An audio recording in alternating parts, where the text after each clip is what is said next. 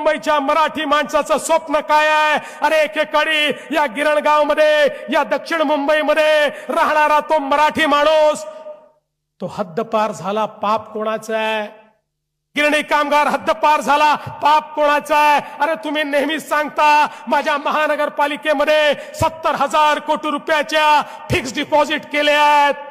अरे त्या फिक्स डिपॉझिटच्या रसीदी आम्ही चाटायच्या का? अरे ज्यावेळी माझा तो गिरणी कामगार त्या ठिकाणी मुंबईच्या बाहेर जात होता, ज्यावेळी त्याला त्या ठिकाणी रस्त्यावर आणण्याची वेळ होती, अरे त्या 70,000 कोटीतले 2-3 हजार कोटी जरी खर्च केले असते तरी माझ्या गिरणी कामगाराला याच मुंबईमध्ये त्याचं हक्काचं घर मिळालं असतं.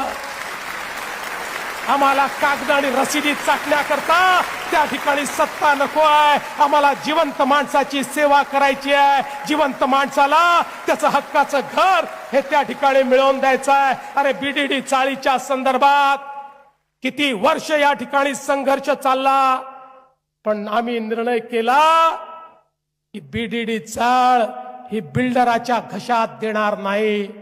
या ठिकाणी बीडीडी चाळ मराठी माणसाची अस्मिता ज्या ठिकाणी होती, 80,000 मराठी माणसं त्या ठिकाणी वाट बघत होते, कधीतरी आम्हाला आमचं हक्काचं घर मिळेल. पण यांच्या कंत्राटदाराच्या, यांच्या बिल्डरांच्या जाळ्यामध्ये त्या ठिकाणी हा बिल्डर की तो बिल्डर, त्याच्या या भांडणामध्ये त्या बीडीडी चाळीचा यांनी सत्यानाश केला.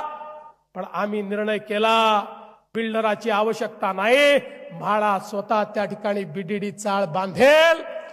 80,000 मराठी माणसं जी कदाचित हद्दपार गेली असती, वसई विरारच्या पलीकडे घर घेण्याची ज्यांची ऐपत नव्हती, 100 स्क्वेअर फुटात राहणारी माझी ते मराठी बांधव आज इमारती उभ्या केल्या, त्याच्या चाव्या दिल्या आणि या सगळ्या लोकांना मुंबईमध्ये 100 फुटामधनं 500 फुटाचं घर त्याच ठिकाणी मोफत देण्याचं काम आम्ही केलं.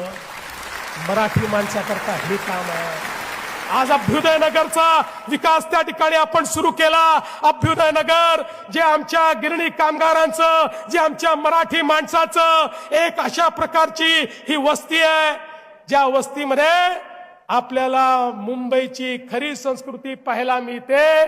का त्याचा विकास होऊ शकला नाही, पण आज त्याचाही विकास करण्याचं काम हे आम्ही शिंदेजींनी, आम्ही सगळ्यांनी मिळून या ठिकाणी केलं.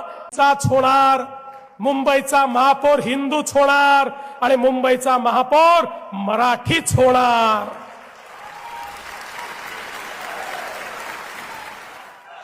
पण परवा वारिस पठाण बोलून गेले, मुंबई में बुरखे वाली मेयर बनेगी.